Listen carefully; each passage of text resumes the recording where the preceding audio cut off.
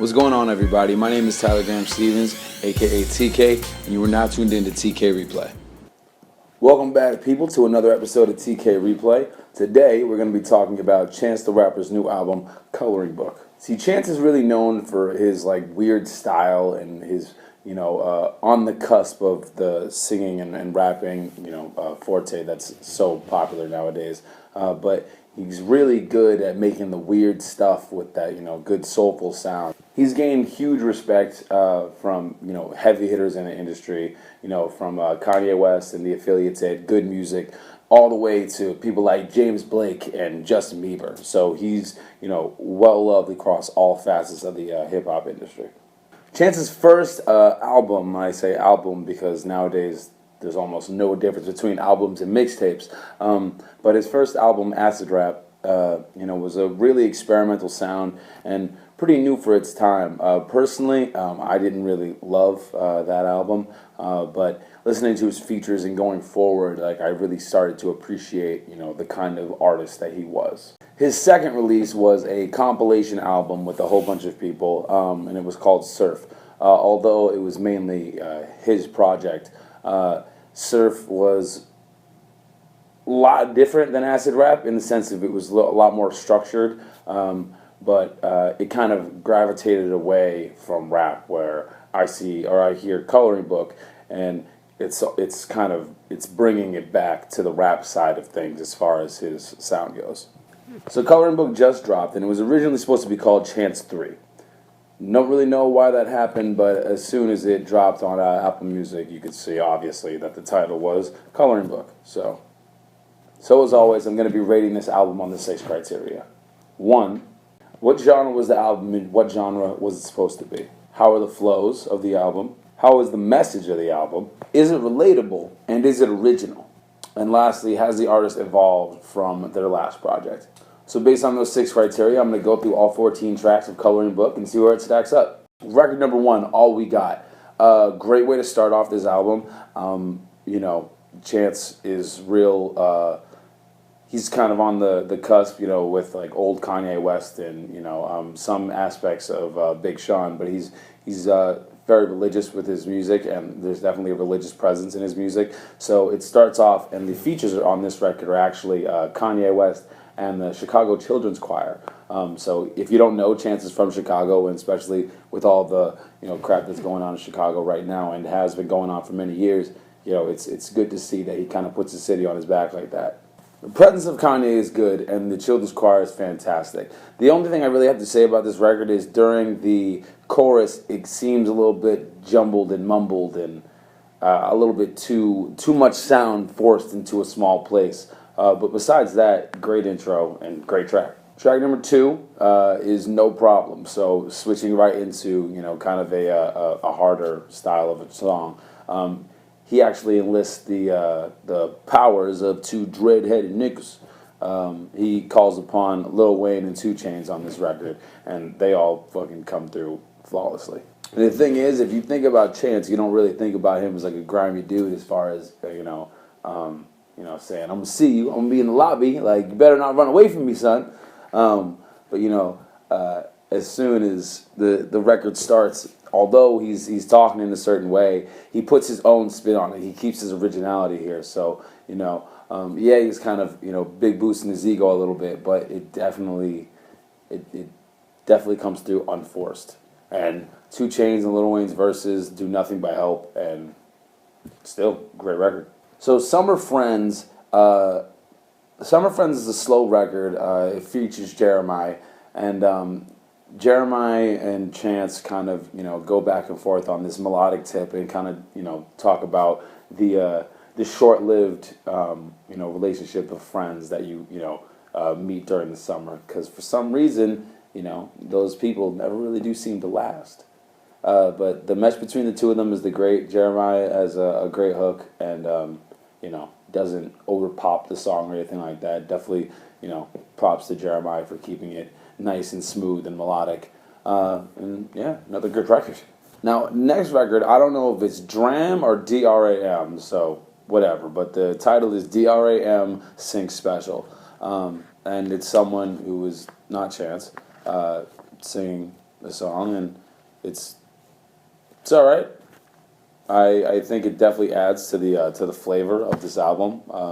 I don't think it takes away from it. The fact that Chance is not in this song kind of upset me because once again, like, he may not be the best singer in the world, but he definitely has some range, and he definitely could have got on this record to make it a little better. So a little short there, but a good record nonetheless. So there's actually 2 records called Blessings on the album. It's this record, and it's the last record on the album. So if you know Chance or you like Chance, then you understand that he has no qualms. We're getting a little weird or getting a little spacey or anything like that. And that's definitely the feeling that you get from this record, because although it's, just an R&B record, a soft kind of like melodic song, the instrumental and the effects on the voice do it wonders. And like, that's the coolest thing about Chance, is that his influences go from women and drugs and alcohol, to interrelationships with good friends, to having a very personal relationship with God. So it's great to see all these different kinds of facets of this person that he can express through his music. Blessings definitely shows his slow cadence. There's definitely rappers who stay on a 4-beat, and it's very simple, and what they're saying is simple, and things like that. But the thing with Chance, when you hear him rap, it's almost as if he's building something, and you're getting it piece by piece, and the only way you're gonna see what it all is to wait until the end, and then you're like, wow, that was kind of dope. So definitely awesome record, and keep it moving.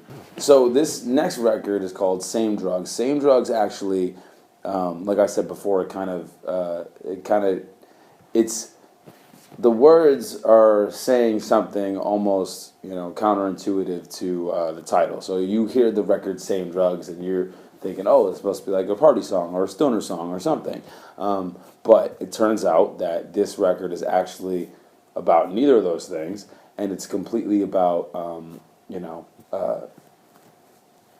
how how Chance and this woman that he's talking about on the record have grown up, and like they don't do the same things anymore. So the record may be called Same Drugs, but it might as well have been called Same Clothes or Same Feeling. It's just him showcasing and saying that in fact he does not do the same thing anymore, and he understands that. The next record, Mixtape, features Lil Yachty and Young Thug, and this record has a huge trap feel. But again, like I gotta say, a lot of his content's pretty cool, because Chance goes out and the hook's like, "Am I the only nigga who still care about mixtapes?" And you look at the Kanye West, the Drakes, the Jay-Z's, these guys, even the 50 Cents, you know what I mean? Like the guys who said that they were hustling tapes out of their trunks or what have you, now are only putting out high profile albums and going through all these ridiculous rollouts and things like that. So I think it's cool that Chance is talking about that, because that's really what it is. It's about that music being given to us, the listeners, and Chance, I gotta let you know that you might be the only nigga who care about mixtapes, at least in the game, because we out here waiting. So what I'm saying, Angels is a really Christian record. It's a real high intensity record, and Chance immediately hops on and not only goes hard and quick with the cadence, but once again not stopping short or dumbing down any of his bars. He's really showcasing the kind of skill that he may not have always had, but he always had the potential to be. So it was awesome to see him being able to go over all these different kind of tracks. The next record, Juke Jam, is actually one of my 2 favorite records on the entire album. If you know me, I like things slow and melodic and vaguely trippy. But Juke Jam is it's an auto-tuned record, but it features Tawiko and Justin Bieber. Chance has a awesome melody in this, and he really shows that The auto-tune is there, and you obviously can tell it's not the kind of auto-tune that they hide behind all these other effects to make it sound like the person can sing. It's more that he's using it as an instrument and, showcasing that effect to portray a certain kind of feeling. So I love the record, and I think the flow and the cadence and the content is on point as usual. Now the next record, All Night. See, an album wouldn't be complete, or at least a complete album to me, besides maybe compilation albums and theme albums and things like that. I think that if there's no balance, if there's no, you can't have a record of all sad songs. You can't have a record of all love songs. You can't have an album of, all smoking songs. You know what I mean? That's not, that's not engaging as a listener. So All Night is definitely the party jam. I personally don't really like this record, but it's a very radio-friendly record. I wouldn't be surprised if it was, on the radio or in the clubs in a week or two. But it's records like this, sadly, that, may be the only real way Chance can get more people interested about his music.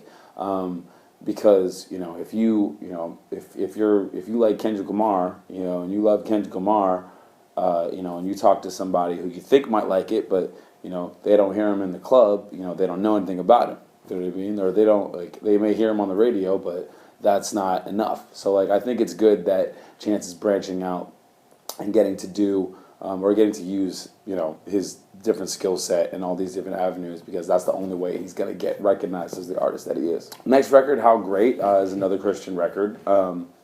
This record will definitely bring you back to church, with the assistance of an amazingly vibrant and, a colorful chorus. You can almost you can feel their passion when you hear them sing, and that gives this record legs. And it's up there on most important records on the album in my book.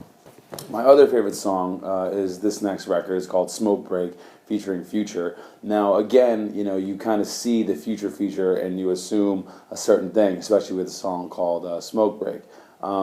But the cool thing here is that, not unlike Juke Jam, Smoke Break, he uses a little bit more auto-tune, but he kind of does Future better than Future, and I thought that was kind of cool. Not in the sense that he was really biting his style, but more in the sense of he brought something that you kind of like, oh, is that what Future wants to be? The second to last record is called Finish Line. The fact that this featured not only T-Pain but Kirk Franklin, I loved it. I absolutely loved it. I'm a huge T-Pain fan, and when I saw him on the record, I couldn't wait, and he got to the chorus, and he most certainly did not disappoint. Again, Chance comes through with some good bars, putting it down like he's got to, and definitely, it may not be as upbeat and crazy as maybe No Problem or Smoke Break, but it's definitely not a skippable record. You got to tune in for this one. And lastly, the last record on the entire album is called Blessings. Again, Chance tunes it 100% rap here, and I really appreciated that. He turns down the crazy effects, has minimal input from other sounds, and it's really just his rapping. And again, like I said before, he starts off slow. His cadence is weird, where he'll have certain bars hang off the end, where it will be the beginning of the next bar, or it's supposed to be a cutlet from 2 bars before. But you definitely got to listen to this record more than once to really understand and really appreciate the kind of skill it takes to not only think of this stuff, not only write the stuff, but articulate and perform the stuff as well. Because you walk up to a microphone in the studio and feel those lights beating down on you, and trust me, it is not that easy. Honestly, I think this is Chance's best album yet, and I know it's one of 3, and hopefully I'll say that about each one that I hear. but I think this is a great release for him, and I didn't really even like acid rap, so I was kind of giving this a courtesy because I really do like his features a lot. From the way with Kehlani to Around Here with James Blake to freaking Confident with Justin Bieber. I really liked all of it. So as a student of music, I decided to really take a listen, and see what was up. So what genre was the album, and what genre was it supposed to be? So this is pretty easy. Chance the Rapper. Chance the Rapper. He's a rapper. It should be a rap album. That being said, we look back on it. Let's see how many rap records are of the 14.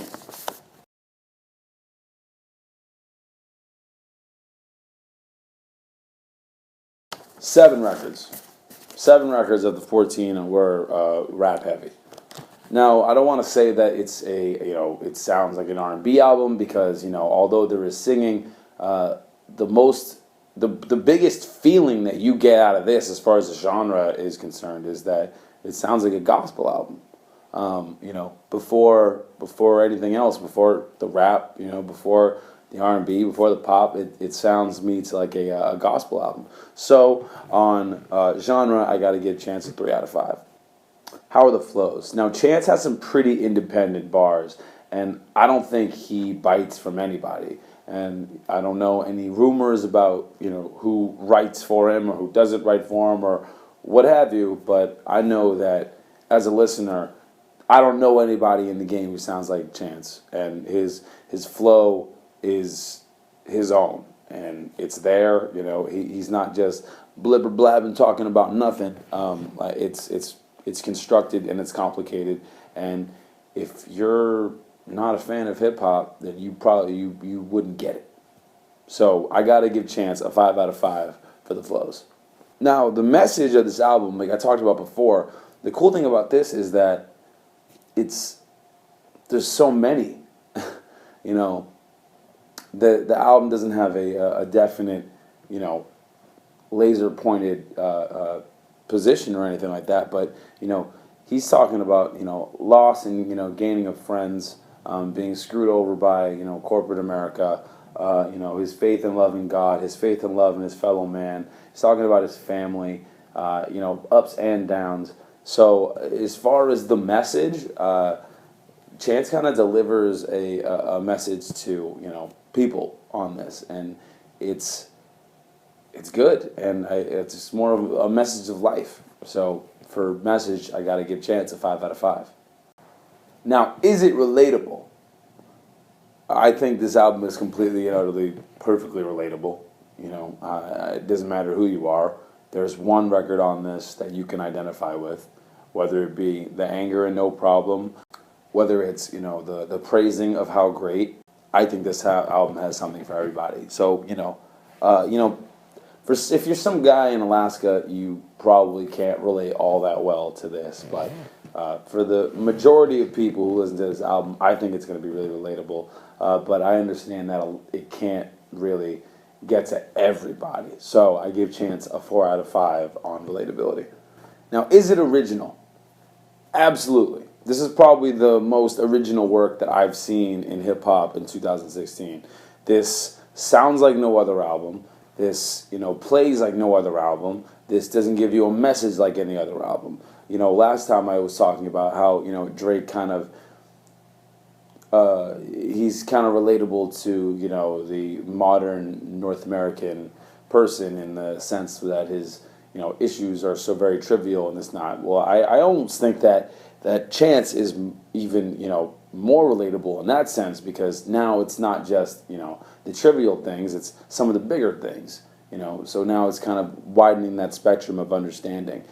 So I don't think that there's anybody who can even remotely attempt to sound like Chance. I think that he's done a great job making his mark in the industry, without the help of Kanye West, because although, yeah, Kanye West is a frequent collaborator with him, there's no,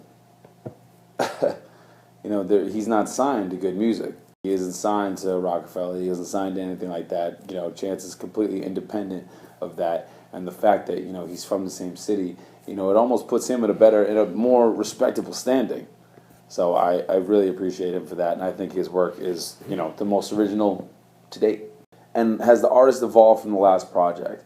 Now, Chance has made a giant stride from acid rap. Not to say that acid rap was bad, like I said before, it just wasn't my cup of tea. But you know, there's no parallels really between these records, and that's great. And there's no repetition, there's no garbage. So I really think that it works out better for him. So on whether or not he evolved, I got to give Chance, you know, another 5 out of 5. So if you can't count, right now Chance is at 26 out of 30. And that gives Chance an 8.6 out of 10. So that's my view on it. That's how I see it. That's how I felt about it. If you disagree with me, you want to yell at me, or you just think I'm an idiot, feel free to tweet me at TylerGSCVF on Twitter, or you can follow me and the rest of Chapter 5 on Instagram at ChapterVFilms. And as always, I'm TK, and this is the replay.